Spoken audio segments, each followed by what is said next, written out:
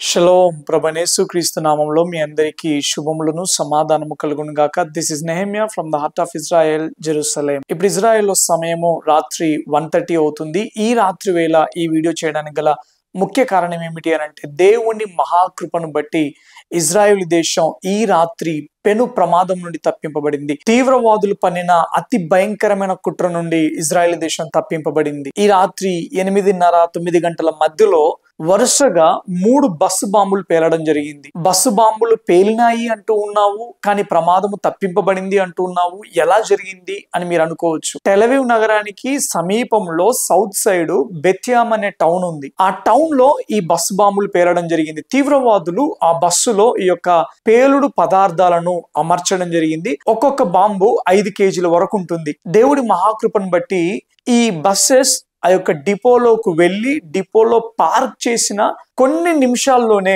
ఈ యొక్క బాంబులు పేలడం జరిగింది. ఆ సమయంలో ఆ బస్సెస్ డిపోలో ఉండడాన్ని బట్టి, అక్కడ ఎవ్వరూ లేకపోవడాన్ని బట్టి పెను ప్రమాదం తప్పింది. ఎప్పుడైతే మొట్టమొదటి పేలుడు 8:30కి సంభవించిందో, వెంటనే ఇజ్రాయెల్ దేశ వ్యాప్తంగా ట్రైన్స్ ని కావచ్చు, బస్సెస్ ని కావచ్చు, కంప్లీట్ గా నిలిపివేయడం జరిగింది. వెంటనే త్వరగా అన్ని బస్సెస్, ట్రైన్స్ అన్ని చెక్ చేయడం జరిగింది.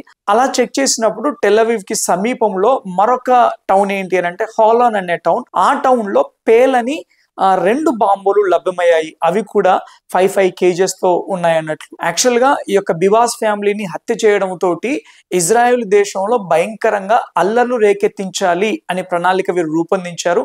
అందులో భాగంగానే ఈ యొక్క బాంబుల ప్రణాళిక కూడా వారు రూపొందించడం జరిగింది. కానీ దేవుని మహాకృపను బట్టి అద్భుత రీతిగా ఈ యొక్క తీవ్రవాదులు ఏర్పరిచిన టైం కంటే ముందే ఈ యొక్క బాంబులు పేలడం తోటి చాలా పెను ప్రమాదం తప్పింది. వాళ్ళు యాక్చువల్ గా ఆ బాంబులను ఈ రాత్రి తెల్లవారాక ఫ్రైడే మార్నింగ్ పేల్చాలి అని ప్రయత్నం చేశారు. కానీ వారి ప్రయత్నాలు దేవుడి మహాకృపను బట్టి అద్భుత రీతిగా అవి విఫలమైపోయి పెను ప్రమాదం తప్పడం జరిగింది. ఈ తీవ్రవాదులు వెస్ట్ బ్యాంక్ నుండి వచ్చిన వారుగా పోలీసులు అనుమానిస్తూ ఉన్నారు. ఈ యొక్క వెస్ట్ బ్యాంక్ గురించి నేను ఇంతకుముందు వీడియోలో కూడా చెప్పడం జరిగింది.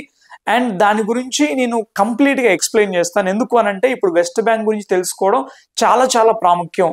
వెస్ట్ బ్యాంక్ అంటే ఏంటి, దాని ప్రాధాన్యత ఏంటి, ఎందుకు ఇజ్రాయెల్ ఎక్కువగా వెస్ట్ బ్యాంక్ మీద ఫోకస్ చేస్తూ ఉన్నది అనేది నేను మీకు నెక్స్ట్ వీడియోలో ఎక్స్ప్లెయిన్ చేస్తాను. అంతేకాదు, మనం బిబాస్ ఫ్యామిలీ గురించి కూడా మనం ప్రార్థన చేస్తూ వచ్చాము. వారు మరణించడం జరిగింది. వారి మరణానికి కారణము ఈ యొక్క హమాస్ వాళ్ళు ఏమని చెప్పారు అనంటే, ఇజ్రాయెల్ చేసిన ఎయిర్ స్ట్రైక్ లో వారు చనిపోయారు అని చెప్పడం జరిగింది. కానీ ఈ రోజు జరిగిన ఫోరెన్సిక్ పరీక్షలో వారిది ప్రమాదము కానే కాదు, కంప్లీట్ గా హత్య, అతి కిరాతకమైన హత్య.